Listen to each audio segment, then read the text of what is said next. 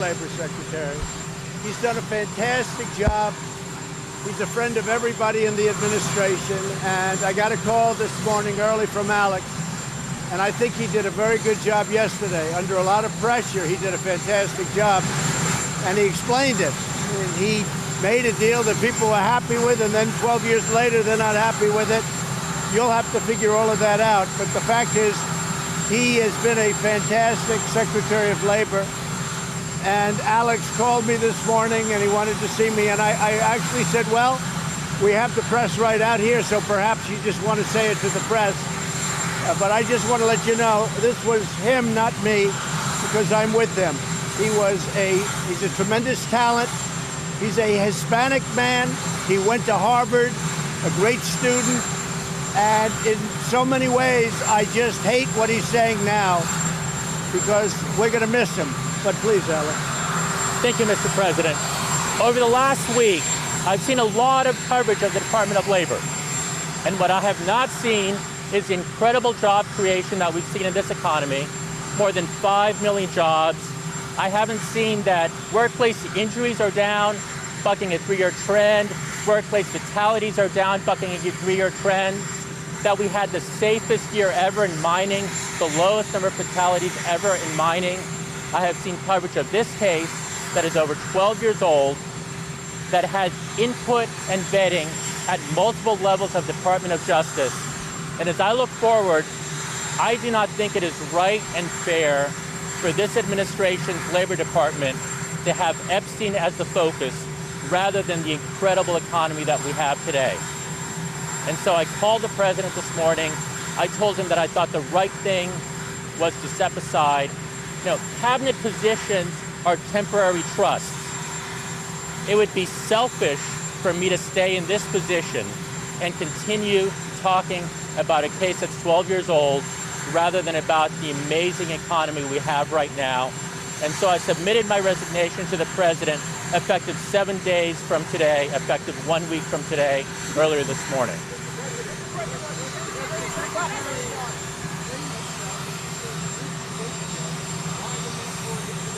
There is no need at all, as far as I'm concerned. I watched Alex yesterday. I thought Alex did a great job. And, you can always second guess people and you could say it should have been tougher. They do it with me all the time.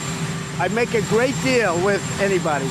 And then they say, like the Democrats, oh, it could have been better. I got $1.2 billion settlement fine from a company, from ZTE. And the next day, and everybody couldn't believe it. The next day, the Democrats said, oh, he should have gotten more. So you can always be second guessed. That's what people do. I just want to tell you, this is a person that I've gotten to know. There hasn't been an ounce of controversy at the Department of Labor until this came up. And he's doing this not for himself. He's doing this for the administration. And Alex, I think you'll agree. I said, you don't have to do this. He doesn't have to do this. I do, and we have, as everybody knows, we have Pat Pizzella, who right now is a deputy, and he'll be acting for a period of time. I think you know Pat. He's a good man, highly recommended by Alex. But Pat is going to be acting, and we've already informed him.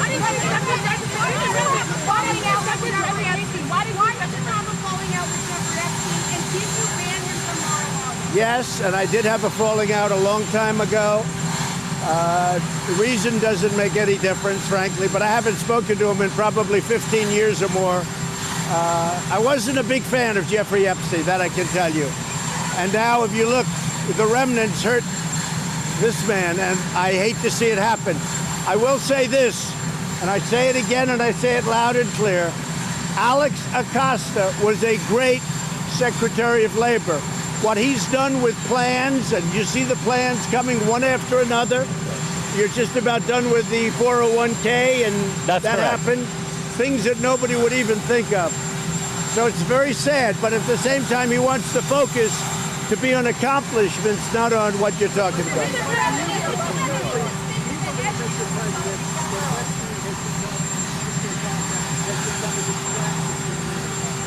Well, Alex believed that. I'm willing to live with anything, John. I think you know me. I've lived through things that that you wouldn't believe. Alex felt that way.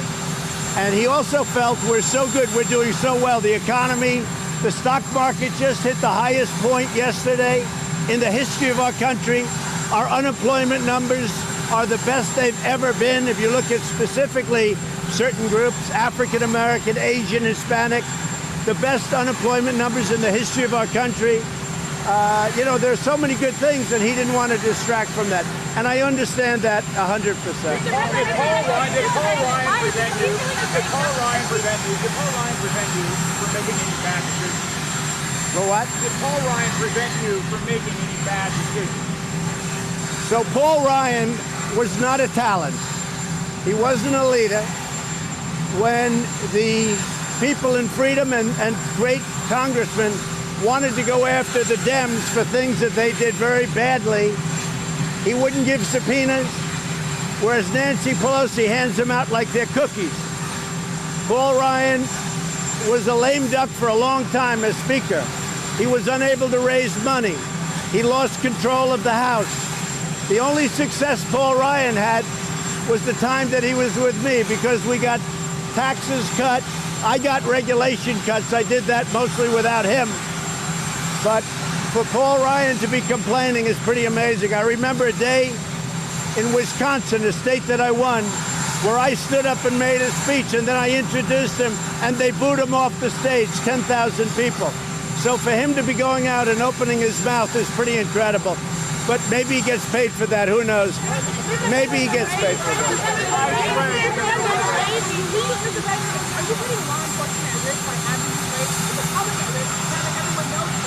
So people come into our country illegally. We're taking them out legally. It's very simple.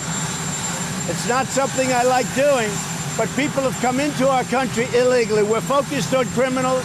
We're focused on, if you look at MS-13, but when people come into our country, we take those people out, and we take them out very legally. They all have papers, and it's a process, and I have an obligation to do it.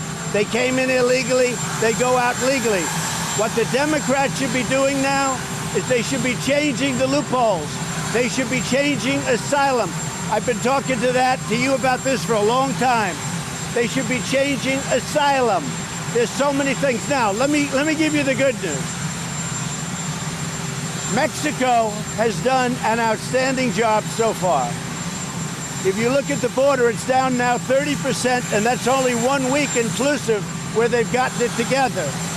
The June numbers just came out. It's down. It looks like it's going to end up being a little bit above 30% down. It's going to be down more and more. They have 21,000, and I say 21,000 Mexican soldiers on the borders, both their southern border and our southern border. And we really have it in control. The problem is we have a big problem. The laws are so bad. The Democrats have to help us fix the immigration laws. But even with that, because of the job that Mexico's doing, and yes, they maybe did it because of tariffs, but they're doing a great job, and I appreciate it.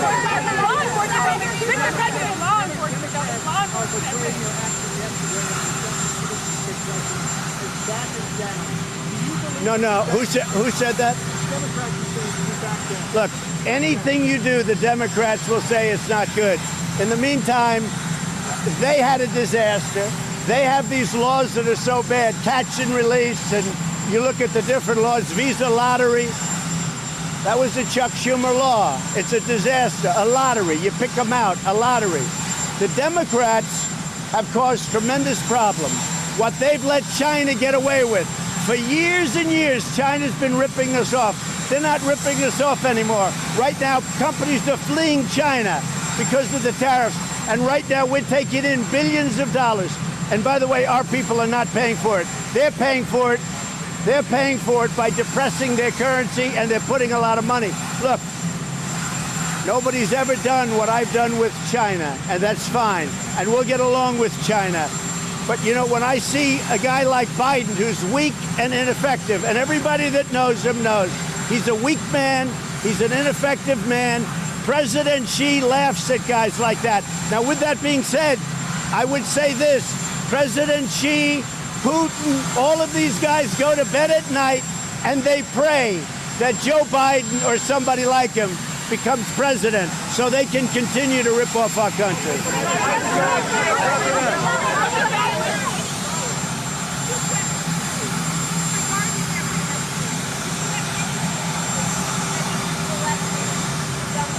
No, I had no idea. I had no idea. I haven't spoken to him in many, many years, but I did have no idea.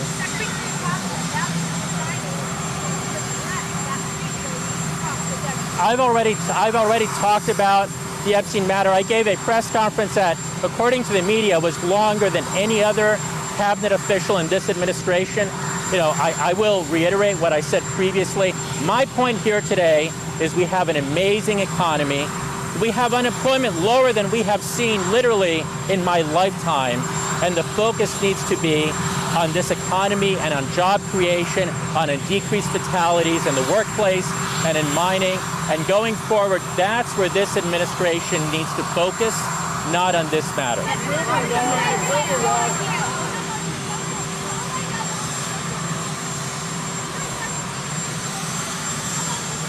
We are looking into it. The platforms are absolutely, in my opinion, 100% crooked. They discriminate against Republicans and conservatives. They're 100% dishonest. That's my opinion. And something's going to be done.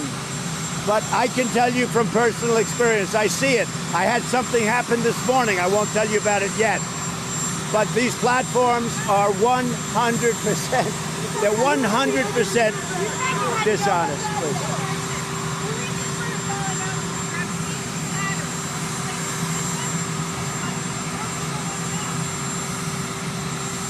I was not a fan of Jeffrey Epstein, and you watched people yesterday saying that I threw him out of a club. I didn't want anything to do with him. That was many, many years ago. It shows you one thing, that I have good taste, okay? Now, other people, they went all over with him. They went to his island. They went all over the place. He was very well known in Palm Beach. His island, whatever his island was, wherever it is, I was never there. Find out the people that went to the island. But Jeffrey Epstein was not somebody that I respected. I threw him out. In fact, I think the great James Patterson, who's a member of Mar-a-Lago, made a statement yesterday that many years ago I threw him out. I'm not a fan of Jeffrey Epstein. Are you planning to move ahead with deportation? Yes. What about the family? You know what? They came in illegally. They have to go out. We have millions of people standing online waiting to become citizens of this country. They've taken tests. They've studied. They've learned English. They've done so much. They've been waiting 7, 8, 9 years. We have some waiting 10 years to come in. It's not fair that somebody walks across the line and now they've become citizens of the United States. Well, I wish the British ambassador well. Some people just told me, too bad, but they said he actually said very good things about me. He was sort of referring to other people. And I guess I quoted Lindsey Graham today. He said some things that were pretty nice from the British ambassador. But look, I wish the British ambassador well, but they've got to stop their leaking problems there, just like they have to stop them in our country. We're not giving warning. No, we're not giving warning. There's nothing to be secret about. Can I tell you what? There's nothing to be secret about. ICE is law enforcement. They're great patriots. They have a tough job. Nothing to be secret about. If the word gets out, it gets out, because hundreds of people know about it. It's a major operation. So if the word gets out, it gets out. It starts on Sunday, and they're going to take people out, and they're going to bring them back to their countries, or they're going to take criminals out, put them in prison, or put them in prison in the countries they came from. We're focused on criminals as much as we can before we do anything else. For instance, MS-13, very important. We're taking them out by the thousands. We've already been taking, we didn't stop this. We've been taking criminals out for the last year. These people have been here for many years, MS-13. We're taking them out by the thousands. We're getting them out. Are you having no idea? Mr. President, do you believe that using data to fill in the citizenship citizenship data on the census will be as effective as what? I think we'll have it in the end where it'll be actually more accurate than a census. Because we have information gotten through other means, whether you look at Social Security or other places. We have, including loan applications, we have information that's probably more accurate than the information we could get by going in and asking somebody, are you a citizen? A lot of people aren't going to tell the truth. No. Not only didn't I back down, I backed up. Because anybody else would have given this up a long time ago. The problem is we had 3 very unfriendly courts. They were judges that weren't exactly in love with this whole thing. And they were wrong. But it would have taken a long time to get through those courts. You understand that better than anybody, John. Would have taken a long time back up to the Supreme Court. So I asked, is there another way? And somebody said there's a way that might be better. It might be more accurate. They explained it. I said, then what are we wasting time? We're going to be in court for the next 2 years. What are we wasting time for? In the meantime, we have to, by law, have the printing done. So the printing has started, and we're already finding out who the citizens are and who they're not, and I think more accurately. So when I heard this, I said, I think that's actually better. I think what we're doing is actually better. And only the fake news, which there's plenty, would say different. No, he didn't let me. How many people are you targeting during the race? And again, are you worried at all about law enforcement putting them at risk because everybody knows about the race? These are great professionals. These are people that have done this for a long time. We're really looking for criminals as much as we can. We're trying to find the criminal population, which has been coming into this country over the last 10 years. We know who they are, too. We've been taking them out by the thousands, specifically gang members from MS-13 and other gangs. We've been taking them out by the thousands. So we are really specifically looking for bad players, but we're also looking for people that came into our country, not through a process. They just walked over a line. They have to leave. The mayors don't want the ice race. The mayors don't want the ice race. Some do. No. The mayors in sanctuary cities, like a mayor like de Blasio, who's probably the worst mayor in the country, from New York. I don't even know what his attitude is. Nobody does, because he doesn't work very hard. Nobody knows what the hell he does. But a guy like de Blasio probably wouldn't want the raid. But many mayors do. Most mayors do. You know why? They don't want to have crimes in their cities or states. What do you think about Christine Lagarde? What do you think about Christine Lagarde? What about military?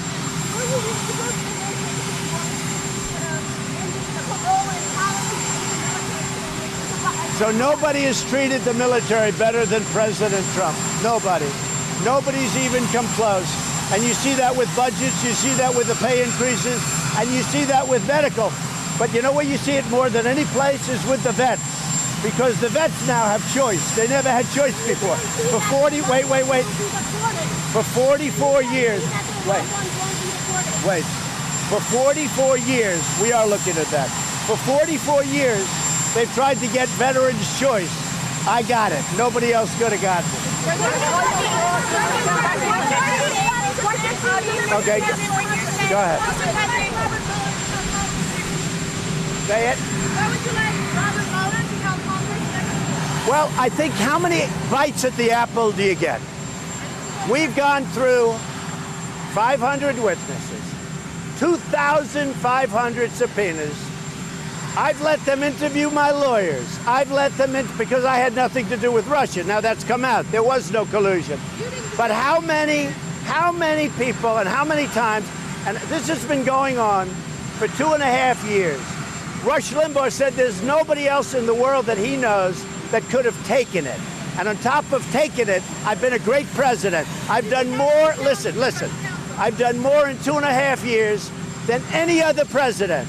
Nobody's even close, including, we just said, veterans' choice and all of the other things I've got. But for 2.5 years, so now they have Mueller go make a speech. That goes. Now they want to have him again. They want to go it again and again and again because they want to hurt the president for the election because I see what I'm running against. You got sleepy Joe Biden. He doesn't have the energy to be president.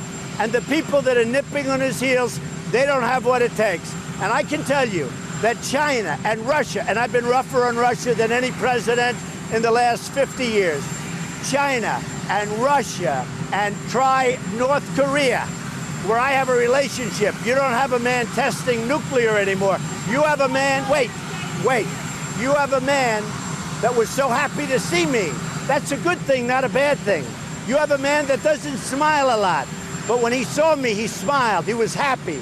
You have a man that when I came into office, all he was doing before, under Obama, was testing nuclear weapons and blowing up mountains.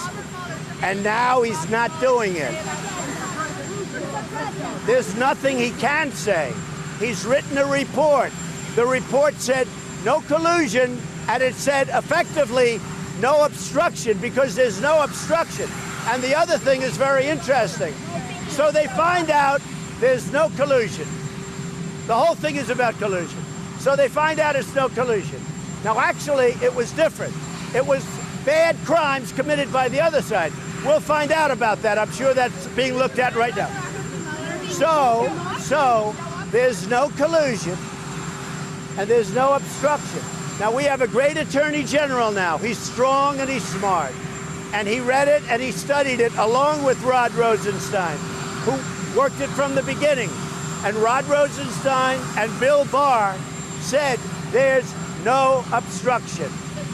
It's also interesting. Number one, there's no crime. And how do you obstruct when there's no crime? Also, take a look at one other thing.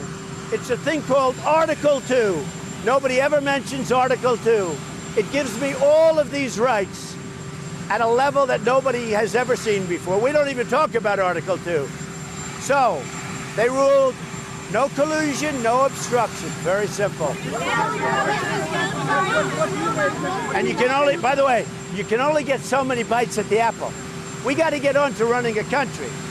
You got immigration, infrastructure, drug prices. The Democrats aren't working. All they're doing is trying to hurt people like Alex Acosta, a man who has done, I have no idea. Are you a Democrat? I'm not, no. I have no idea. You know what I know? You know what I know about Alex? He was a great student at Harvard. He's Hispanic, which I so admire, because maybe it was a little tougher for him and maybe not. But he did an unbelievable job as the Secretary of Labor. That's what I know about him. I know one thing. He did a great job. And until this came up, there was never an ounce of problem with this very good man. Go ahead. And let me just add. Let me just add. You know, I hear a lot about how individuals got jobs and whatnot. Before our interview, we had never met. We had never talked. The president selected me as it should be done. It wasn't that we knew each other. It's not that we had a long-standing relationship. And I think that's a testament to his selection process. What do you make of the infighting going on among Democrats in Congress between Nancy Pelosi, Alexandria, and Ocasio-Cortez as a squad? Well, I think Cortez, who kept Amazon out of New York, and they don't like her for that, thousands and thousands of jobs. I think Cortez is being very disrespectful to somebody that's been there a long time. I deal with Nancy Pelosi a lot, and we go back and forth, and it's fine. But I think that a group of people is being very disrespectful to her. And you know what? I don't think that Nancy can let that go on. A group of people that came from, I don't know where they came from. I'm looking at this Omar from Minnesota. And if one half of the things they're saying about her are true, she shouldn't even be in office. But Cortez should treat Nancy Pelosi with respect. She should not be doing what she's doing. And I'll tell you something about Nancy Pelosi that you know better than I do. She is not a racist, okay? She is not a racist. For them to call her a racist is a disgrace. Are you visiting an immigration detention center I'd like Yeah, to know. very importantly, today, in a few hours, Vice President Pence and the head of Homeland Security are taking the press and Congress people into detention centers. And we're the ones that said they were crowded. They are crowded because we have a lot of people, but they're in good shape. And the reason is because the fake news New York Times wrote phony stories. What Border Patrol is doing, they become nurses and janitors and doctors, and they're not trained for that. What they've done is so incredible. So they're touring detention centers, and that was my idea. Because I read a phony story in the New York Times today, or the other day, about the detention centers, about the conditions. And I had people calling me up at the highest levels from Border Patrol and ICE, almost crying about that phony story. And they never saw anything. They have phony sources. They don't even have sources. They write whatever they want. The New York Times is a very dishonest newspaper. They write what they want. And what they do is a tremendous disservice to this country. They are truly the enemy of the people. I'll tell you that. They are the enemy of the people.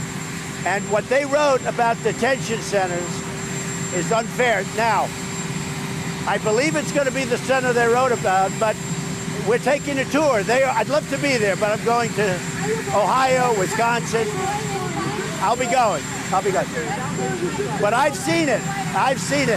And these centers are, I mean, to have Ocasio say they're drinking out of toilets, she made that up, okay? That's a phony story. She made it up. And these people, I'll tell you what, I've been with ICE and I've been with Border Patrol a lot. They love those people coming across the border. They love them, and I've seen it. They love them.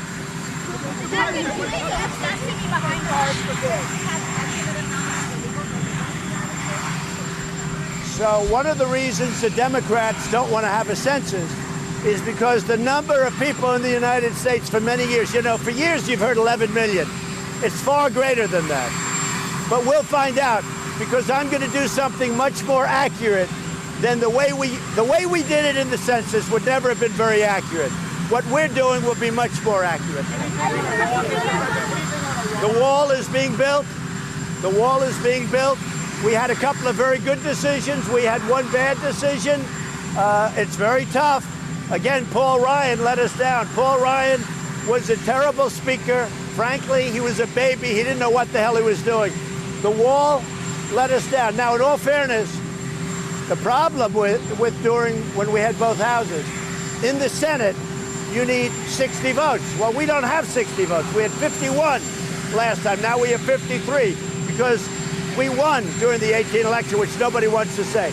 Just so you understand. So the wall is being built. We had one setback. We had one tremendous victory. And I had a tremendous victory that was very rarely covered by the press. 2 days ago, I won the emoluments case. That was the biggest case of them all. I won the emoluments case. People don't know that by being president, I lose billions of dollars by my being president, and especially in money I can't make because I don't do deals. But I lose billions of dollars. But another thing, I get a salary of $400,000 or $450,000 a year. I don't think any other president's ever given up. It's a lot of money, almost $500,000.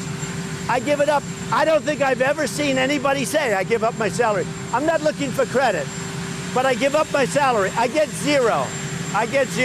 But you know what makes me happy? That we're doing a great job. And I want to thank Alex Acosta. He was a great, great secretary. I asked about Iran, not the wall. Could you give us an update on your thoughts on Iran? Iran better be careful. They're treading on very dangerous territory. Iran, if you're listening, you better be careful. Thank you.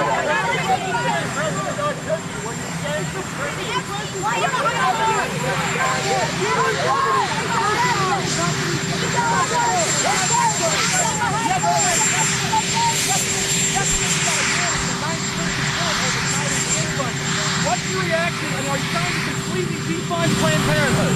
They had a big win yesterday. We have some very big cases having to do with that. We'll see where it'll